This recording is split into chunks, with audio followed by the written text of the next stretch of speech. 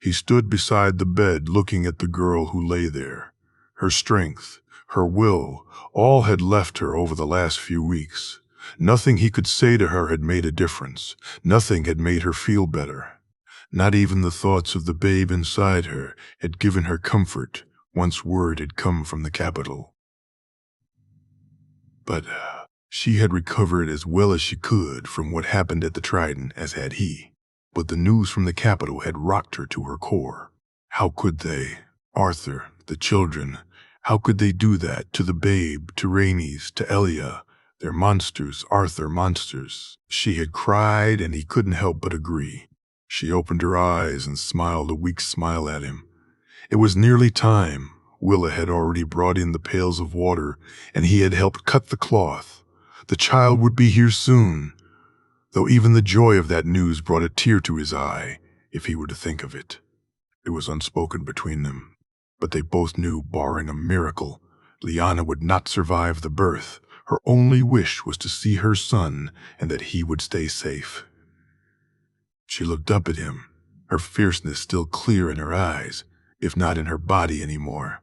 If he comes, Arthur, promise me you won't kill him, please. I need you to swear it to me. Lya, the babe, I must protect the babe. He'd never hurt the babe, Arthur. He's my brother. He and Benjen and the babe, they're all that remains. Promise me, I beg of you. Promise me. I promise if I'm able, Lya. Your word, Arthur. Give me your word. You have it, my queen. He left the room when he heard the horses, making his way down the stairs. He joined with his brothers, looking on as the 7 horsemen made their way towards them. He nodded to Gerald and Oswell, all of them ready to do their duty. For this time, perhaps the last time, they would stand together once more. There were no words spoken. None could be found to fully show what they meant to each other. Instead, they readied themselves for the fight to come. Arthur looked out as the horses grew near. He could make out Stark leading the charge, a young man he couldn't recognize beside him. When he saw the small crannogman, he sighed. The man had been a friend to Lya, and he had not wished to face him here. He closed his eyes. Should it come to it, he'd kill him. But perhaps there was another way. He watched the men dismount, and Ned Stark moved forward, sword drawn, and began to speak. I looked for you on the Trident. We were not there, Gerald replied. Woe to the usurper if we had been, Oswell added. When King's Landing fell, Sir Jaime slew your king with a golden sword. I wondered where you'd been. Far away, Gerald said. Or Ares would yet sit the Iron Throne, and our false brother would burn in 7 hells. I came down on Storm's End to lift the siege, and the lords Tyrell and Redwine dipped their banners, and all their knights bent the knee to pledge us fealty. I was certain you'd be among them. Our knees do not bend so easily, Arthur said, looking Ned in the eye. Sir Willem Darries fled to Dragonstone with your queen and Prince Viserys. I thought you might have sailed with him. Sir Willem is a good man, and true, Oswell said, but not of the Kingsguard. The Kingsguard does not flee, Gerald said. Then, or now, Arthur said as he picked up his helm. We swore a vow, Gerald said. As he donned his helm, he watched the men line out behind Ned. He nodded one last time to his brothers as he picked up Dawn. Now, it begins, he said, moving towards Ned. No, now it ends, Ned replied. Starfall 2 moons later, Arthur. The entrance was unknown to any but those of House Dane. His wound, though recovered, pained him still. But he moved through the caves and up the long stairs to the locked door. He removed the key from his neck and entered. It took him a few moments to make it to the family wing, using the quietest corridors to miss the guards. When he got to his brother's room, he found it empty. Moving down to Ashara's, he could hear the soft sounds of a babe. He opened the door and found her sitting there cooing over the babe in the crib.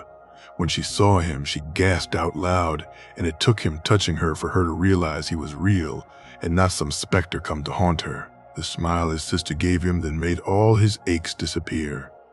He had seen such joy only a few times in his life. He had known it himself but twice. "How?" Ned said. "You fell." "How?" she said, touching his face. "The Crannogman.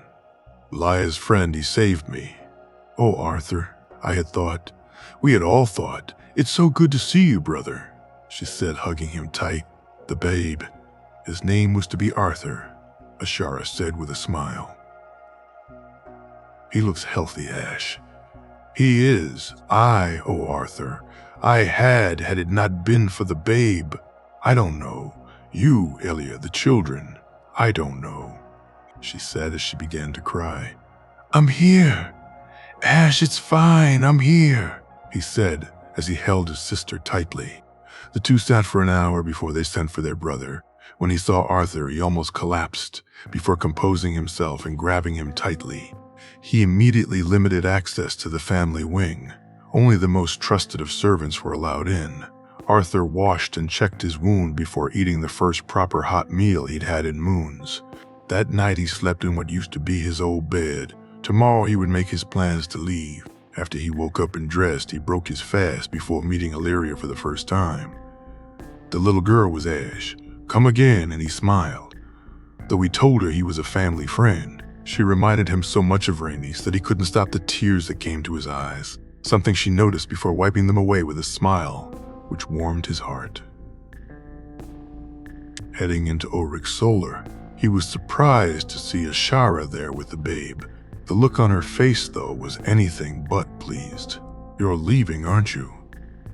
Ashara said accusingly. "I am. Me being here puts our house in danger. Besides, I promised I would." "Promised?" Ulrich asked. "The man who saved me. We made a deal. I promised to leave for now. He saved my life and I gave him my oath." "There's more to it than that. You don't care that much for your life. You'd never just give up," Ashara said, and he smiled. "Oh, who said anything about giving up?" Arthur said determinedly. By the end of the day, it had been agreed he would leave and head to Bravos. The family had an account in the Iron Bank he could use, and he had some coin of his own there also. The only real argument had come when Ashara said she was coming with him. He had tried to reason with his sister, but to no avail, so it was a few days later when the ship arrived that would take them to Sunspear, and from there to Bravos. Bravos 284 AC, Arthur. Settling into Bravos had been far easier than it should have been. He and Ashara, though not rich by any means, did have enough coin to live comfortably. His brother would keep them informed of events, and he would await the Crannogman's letters. What had been a surprise to him, though, was, upon arriving, he found out that Sir Willem had arrived with the Targaryen children. Arthur had considered going to them, to help where he could, but news arrived that Rhaella may have crowned the boy king. Something which Arthur could not stand for. He already served a king.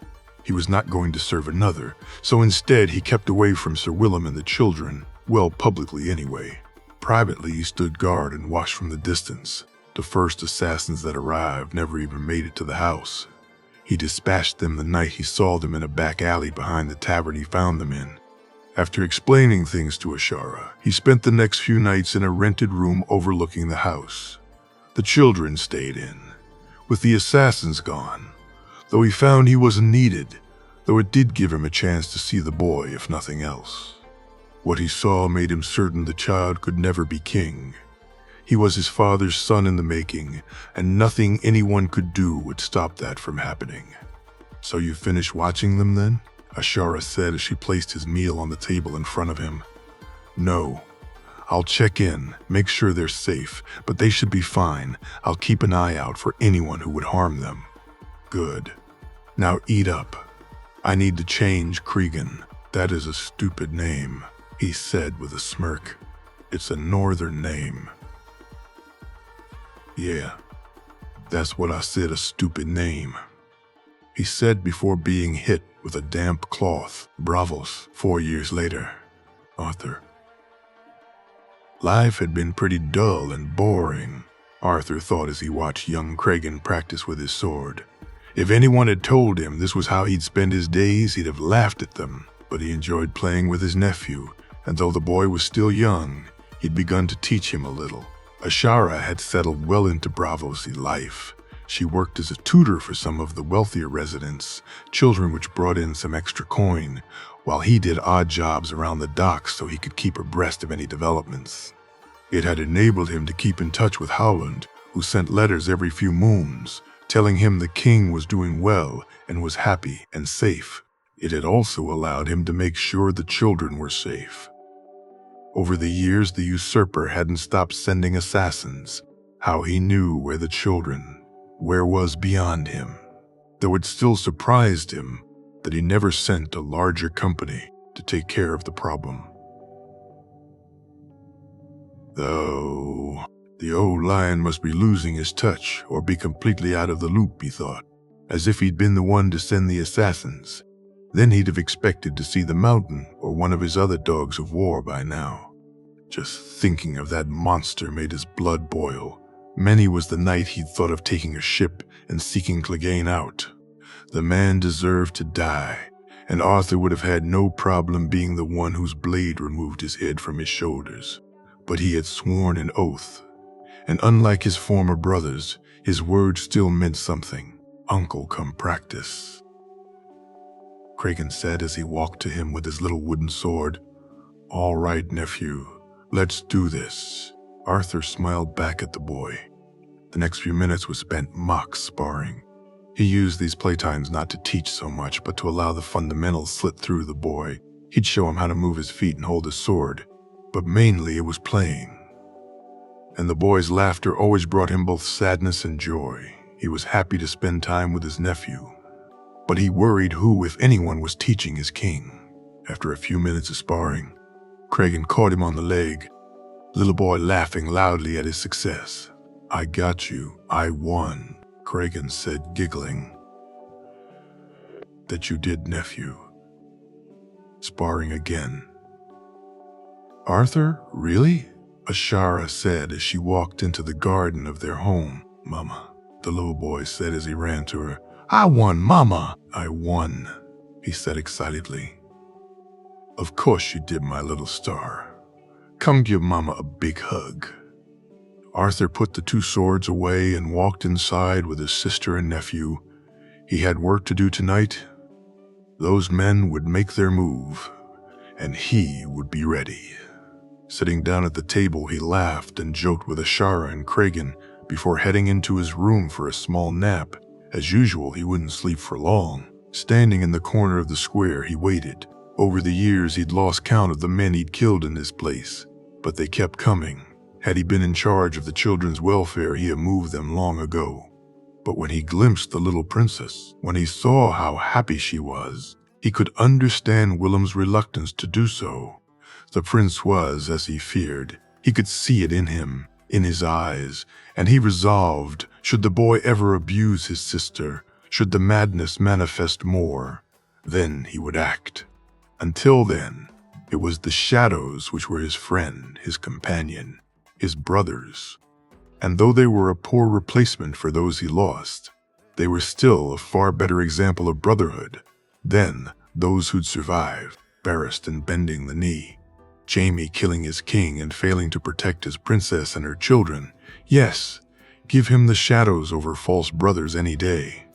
As he watched the three men move into the square, though all such thoughts left him, he had work to do yet again. Bravos 290 Ashara.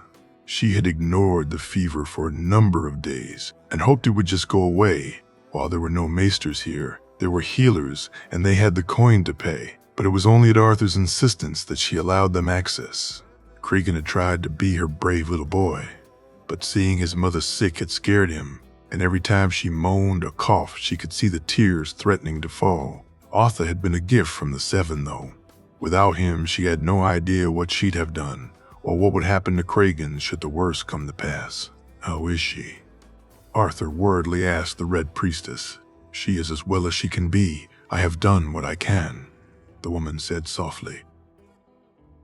What does that mean?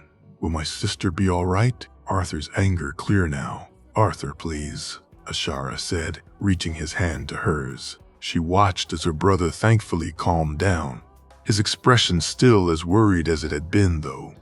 She looked to the Red Priestess, who seemed calm, the woman standing there with an almost bored look on her face. I have done what I can. It's up to R'hllor now. If he wills it, then your sister shall be fine. But I can look to the flames if you wish to be certain. Do so. Do so, Arthur said and took her hand. The priestess left the room, and as she did, she looked to her brother. This sickness had ravaged Braavos. Most who suffered it hadn't recovered, but those who had all used the red priests and priestesses to do so. She had not been interested in doing so. Not that she cared so little for her life, but she was brought up in the light of the Seven to suffer false gods. Now would only anger her own. It had been Arthur who had insisted, so because of him and for Cregan she had relented. Her son needed his mother. Arthur, should I not? No. You'll be fine, Ash. You'll be fine. I know. But should I not? The letter. Will you give it to him? Will you tell him the truth? Please, Arthur, despite your own feelings, promise me. She said and watched as her brother's head snapped towards her at the last of her words. Ash, please don't make me promise. I beg of you. Arthur's voice soft and light. I need you to, brother. I need to know he'll know the truth, know his father's name. Her brother nodded at her and she felt a sense of relief wash over her. Should the worst happen, Cregan would be fine. Later that night she fell into a deep sleep. The heat which had slowly enveloped her body had begun to dissipate, and for the first time in days, she felt relief. She could feel her breath come a little more easily now, her chest moving much more freely, the aches she had in her limbs all gone. She found herself suddenly in a small glade with a pool nearby where she could hear splashes. Ahead of her stood a large tree giving shade. She moved towards it. Finally, I thought you'd never get here. Come, Ash. The children wish to see you. No, it couldn't be.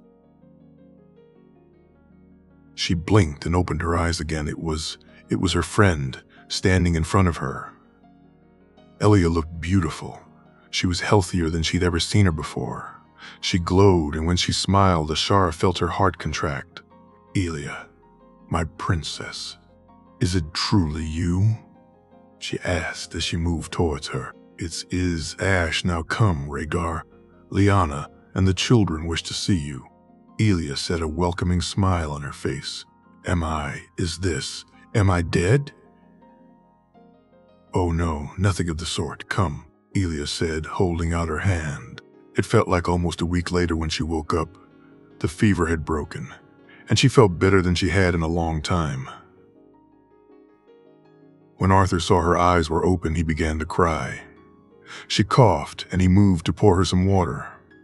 Ash, we thought, Arthur said, smiling broadly now. Boo! Cregan, where's my son Arthur? I'll get him for you, are you? How do you feel, Ash? I'm good, Arthur. More than good.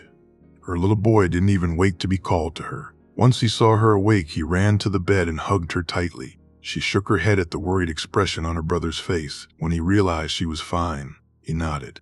Mama, were you dreaming? Uncle Artie said you were dreaming? Her son asked. I was, little one. It was a good dream. How have you been? Were you good for your uncle? I was, Mama. I did everything I was told. I even ate my vegetables as they make you grow strong. Isn't that right, Uncle? It is. He was a great help to me, Arthur said, and she smiled as Cregan looked adoringly at her brother. Where is the priestess Arthur? I sent her away, Ash. She was talking nonsense. She couldn't help. She did. Arthur, we need to find her. Her brother just nodded. Over the next few days, she felt her strength recovering. It had shocked her to find that what to her had been a week had in face been closer to a moon, though even that paled when she heard Arthur hadn't left the house since she got ill. When she heard that, she immediately felt the worry in her chest. The children, were they safe? Had her illness caused even more hurt to the family they served? She sent Arthur to find the truth, and when he came back, her worst fears were confirmed. The children were gone, the house ransacked, though at least it was the servants who did it, and not Baratheon butchers. They're gone. Ash, no sign of them. Willem, he passed. I questioned a servant who said the children fled. They robbed them once their protector died. Arthur said his shame clear for her to hear. It's not your fault, brother. We'll find them. It's not your fault, she said softly, and she was glad to see Arthur nod in agreement. They searched for the next week, but they were gone. They did, however, find the priestess who confirmed to Ashara what Elia had said to her. Their path was set now. Whatever happened next would happen in Volantis. They sent the letter back to Ulrich to allow him make new arrangements and collected some gold and their account details from the Iron Bank. Within days, they were ready to travel, and as she stood with Cregan, she smiled at the fond memories they would carry with them of the house in Bravos that had been their home for so long. Volantis 291. AC, Arthur. The journey to Volantis had been a long and difficult one. The Red Priestess and some of her acolytes had accompanied them, though much to his initial annoyance, although over time he'd come to welcome their company. Cregan had loved the travel by ship, the sights of the sea and the creatures that dwelled in it being wondrous to the young boy. At one point, when they sailed by Tyrosh and the surrounding islands, they had been able to see the outline of Dorne. He had watched on happily as Ash had explained to the boy that he had been born there. That's where you were born, Cregan, Ashara said, pointing at the sandy shores in the distance. Really, Mama, you and Uncle Artie too? Yes, us too, my little star, she said as she ruffled the boy's dark hair. Will we visit Mama? One day, my son. We'll go back there. One day, I promise. When they arrived in Volantis, they were met by another Red Priestess, this one even younger than the one who'd accompanied them, though given the deference she was being shown, she was much more important. Welcome to Volantis, Sir Arthur, Lady Ashara. I am Kinvara, and the Lord of Light has prepared for your arrival. The woman said, her smile beaming. Prepared for our arrival? Arthur asked, looking at Kinvara and the other priestess suspiciously. Indeed, we have secured you a place to live, Sir Arthur, as is R'hllor's will. Bruh. He looked to Ashara, who nodded, and they walked behind the Red Priestess as she led them through the city. Volantis was impressive. He'd give it that, but as he looked at the people and the tattoos on their faces, he cringed. Slavery was a fact of life in Essos, but that didn't make it any less abhorrent to him, though he was in no position to do anything about it. As they walked, he caught Kinvara looking at him more than once. He was about to say something when they reached a small manse and were led inside. Though the view was not as good as their manse in Bravos, the home itself was larger and better furnished, as they had kept well within their means while living in the port city. What surprised him most was there were a number of servants waiting for them, all clad in the light red of the acolytes of the Red God. He was about to say something about not needing them, but he caught Ashara's eye, and she shook her head. Still, he found himself ready to speak, but this time, it was Kinvara, whose interruption stopped him. I have some news from your homeland, sir, if you and Lady Ashara would care to join me, she said, pointing to some seats in the garden. We would be delighted to hear of our home, Lady Kinvara, Ashara said, and he just nodded. Mama, can I see my room? I'm tired, Cregan said with a yawn. Of course, my love, Ashara said, before Kinvara motioned to one of the girls to bring them inside. Sitting down in the garden, he was acutely aware of the watching eyes of Kinvara, the smile still on her face as she looked at him with curiosity. You do not believe, Sir Arthur? The priestess asked. I do not, my lady. One day you will know the truth, but for now would it be enough to say we serve the same purpose? Really, my lady, and what purpose is that? He scoffed. To see his chosen sit on his rightful throne, to see the dragons once more rule the skies, Kinvara said, and he swallowed nervously. What know you of dragons, my lady? He said, his voice raised. Would you look into the flames with me, Sir Arthur?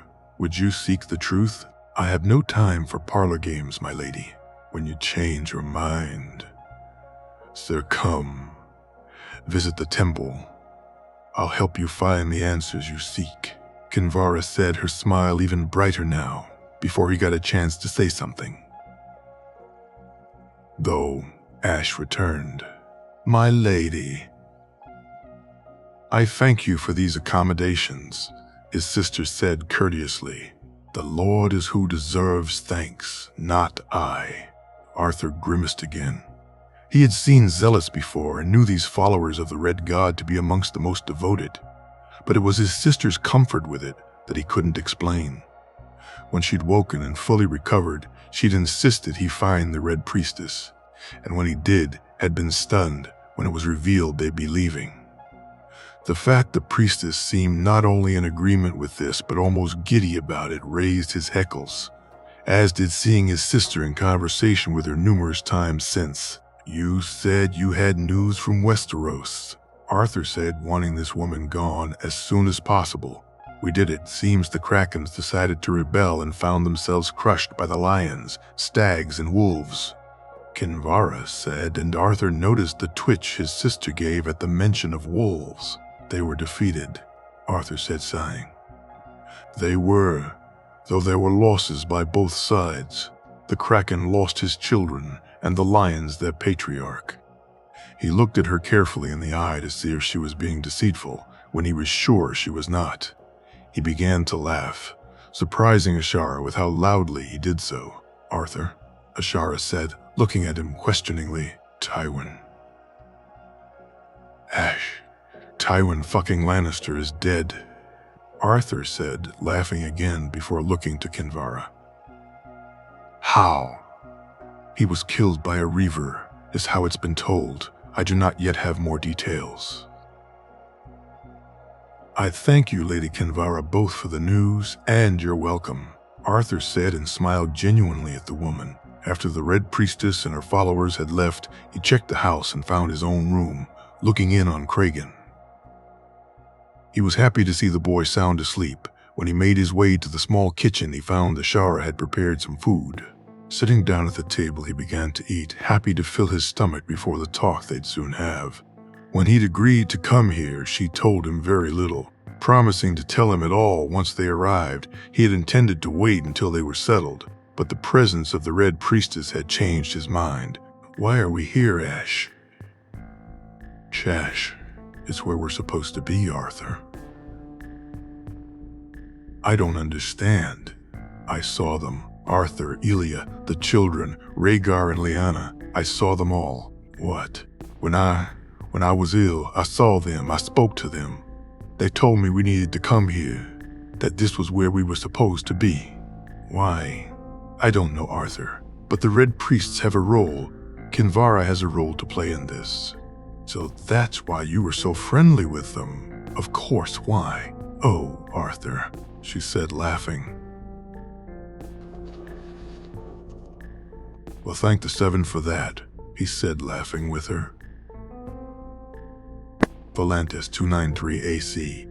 AC, Ashara. Life in Volantis had turned into a routine. They'd send a letter to Ulrich and receive some back, the Red Priest being more than happy to deliver them.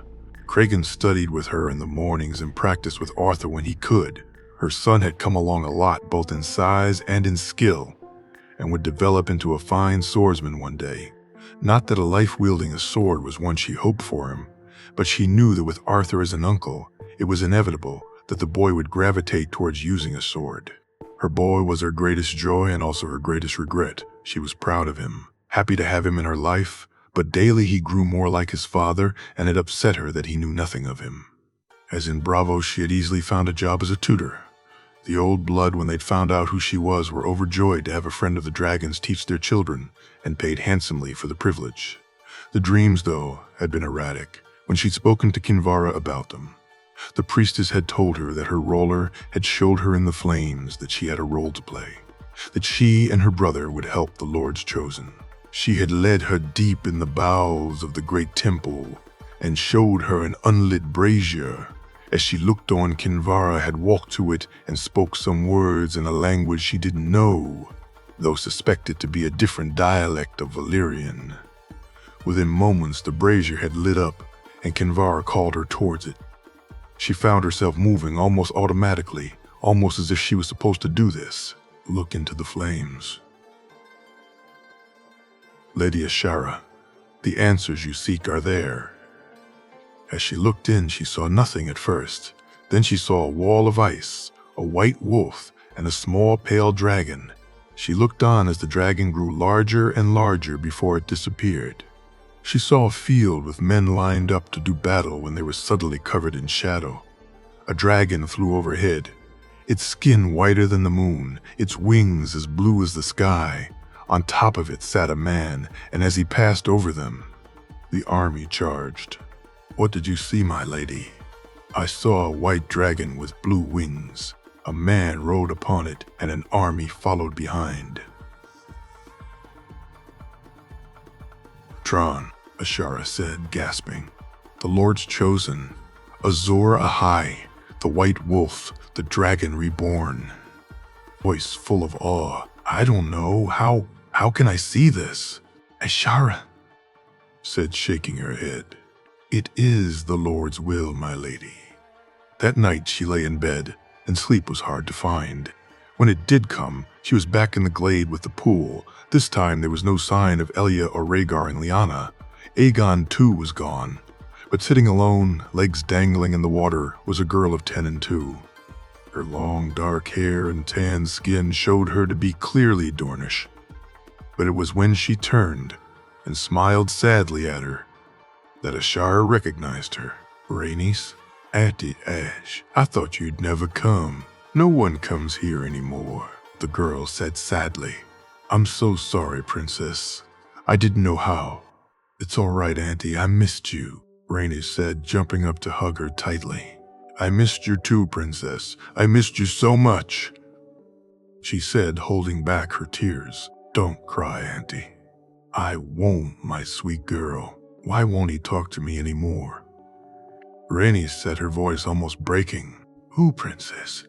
Jay, he won't speak to me. He never speaks to me now. I don't know, Princess. You speak to your brother. I did. We did. He even held my hand. But now he won't speak to me, and Mother and Egg are gone. Mother Lyanna and Father too. I'm all alone here. I don't like being alone. I don't want to remember. The tears falling from her face as she spoke. Ashara went to comfort the girl, reached her hands out to hold her tight. But as she did so, Rhaenys began to fade away. She looked on, expecting to see concern in the princess' expression, but was surprised to see the look of joy on her face instead. Rhaenys, she shouted as the girl faded away. Ashara woke up and wiped her eyes. She had cried during the night. She cleaned herself up and got dressed, trying to shake the memory of the girl she had cradled as a babe from her thoughts.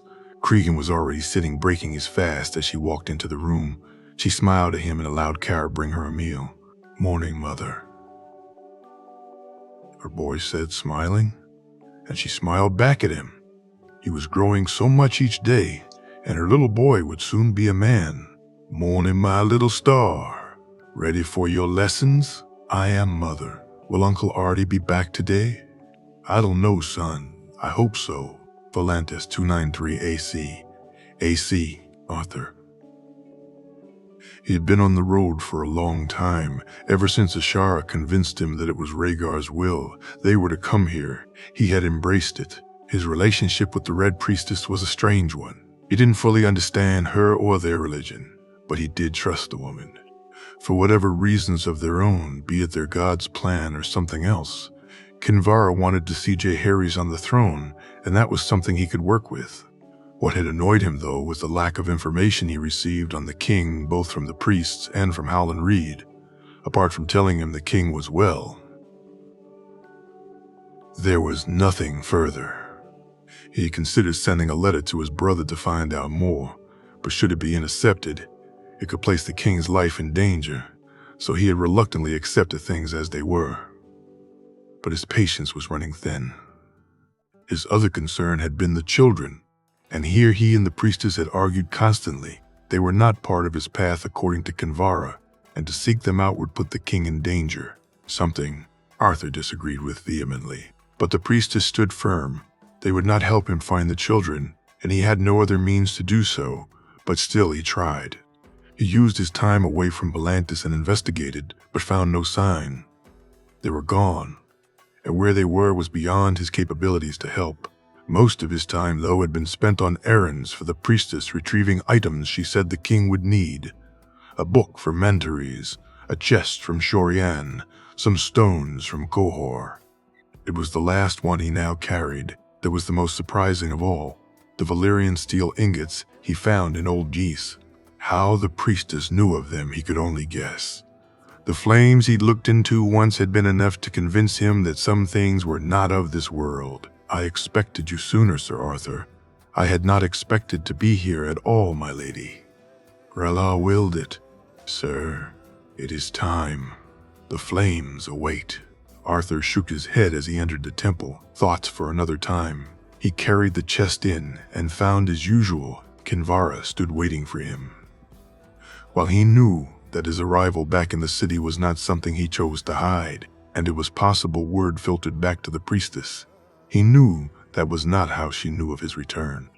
He looked to see her smiling at him, almost glowing. Something had happened. Something had changed. My lady? He asked. Come, sir. There is much we must discuss.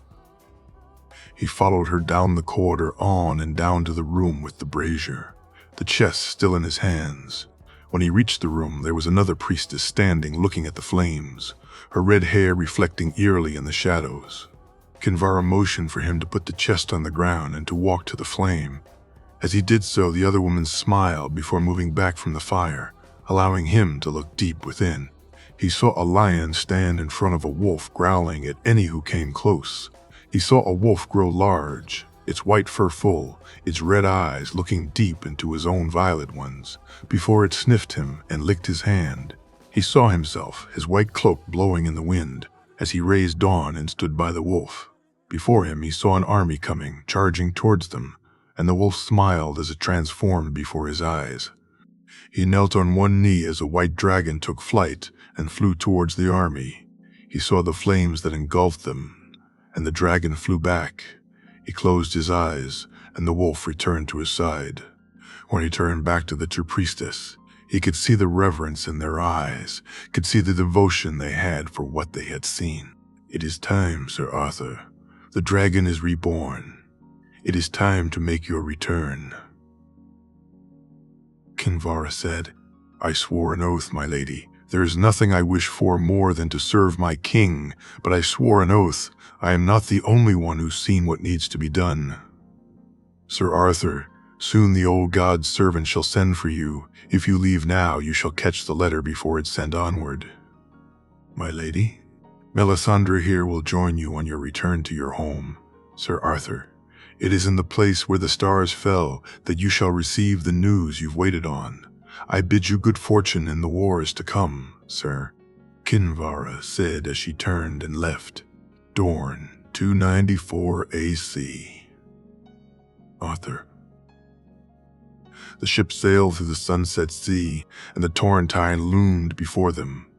On deck, Arthur stood with Ashara and Cregan. As the Palestone sword came into view, he could feel his sister's excitement from here. His beard was full and itched, but it and his hair did a decent enough job of disguising him. Ashara had her hair dyed blonde, and it did not suit her in the least, her dark skin far more in tune with her natural hair color.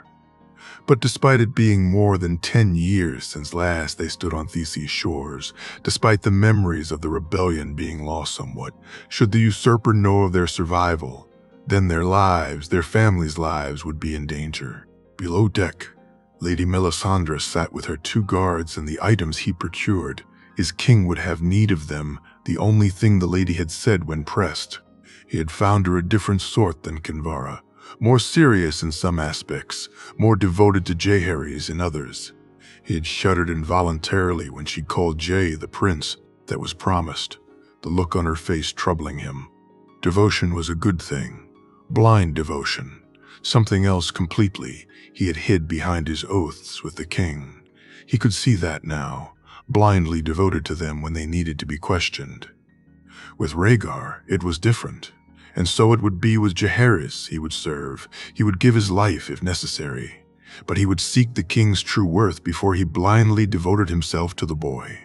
"Is that Starfall, Mother?" Cregan said, looking at the castle as it came into view. "It is my son. We are finally home," Ashara said, wiping a tear from her eye. When they arrived at the castle later on, he had considered entering secretly, but Ash would be staying here for some time, so it was better to arrive as guests. Handing a guard a piece of paper to send to his brother, they waited in the courtyard. When the guard returned, he led them inside into his brother's solar, where they found Ulrich sitting with their sister. Illyria was 10 and 2, having just been a babe when they left. His brother jumped up and embraced his sister and then himself, before looking at Cregan with a large smile. "Allie, this is your sister and brother, Arthur and Ashara, and your nephew Cregan," Ulrich said, and Illyria gasped. "But, I thought, everyone said," Illyria said as she began to cry, Ash running to take her in her arms. "I'm so sorry, sister, we had to. It wasn't safe for us, I'm so sorry," Ash said, holding Illyria tight. "You're my uncle too, like Artie is?" Cregan asked. "I am, lad. It's good to finally meet you. Your uncle has told me much about you. Alai, can you show Cregan to his room? We can speak later, all of us. Introduce him to Ned too, would you?" Ulrich said, and Ashara gasped loudly. "Edred, my son Ash. Everyone calls him Ned for some strange reason," Ulrich said, and Ash nodded. Arthur went and gave Illyria a hug, whispering, "We'll take later, little sister," in her ear, which she nodded at. "Allie, just tell him Cregan's a friend of the family for now. We'll clear it up later." "Of course, father, sister. It's good to see you, truly. You too, brother. Cregan, let me show you your room, and maybe we can explore the castle if you want." Illyria said, her smile hitting him deep in the heart, as it was almost identical to Ash's. "I'd love to, Aunt," Cregan said, and Arthur couldn't help but smirk. The boy was already settling in well. When they sat down, Ulrich explained that Melisandre and her guards had been given quarters, and he reached into his desk and pulled out the letter he had waiting there. "I had just received this from our friend in the neck. Had you arrived on the morrow, it would be on its way to you already," he said, handing it to him. Arthur took the letter and read it out loud. "It is time to return, for your king has need of you," he said as he smiled. Finally he was home. Finally he could begin to correct the mistakes of the past. Finally he would see the king he served.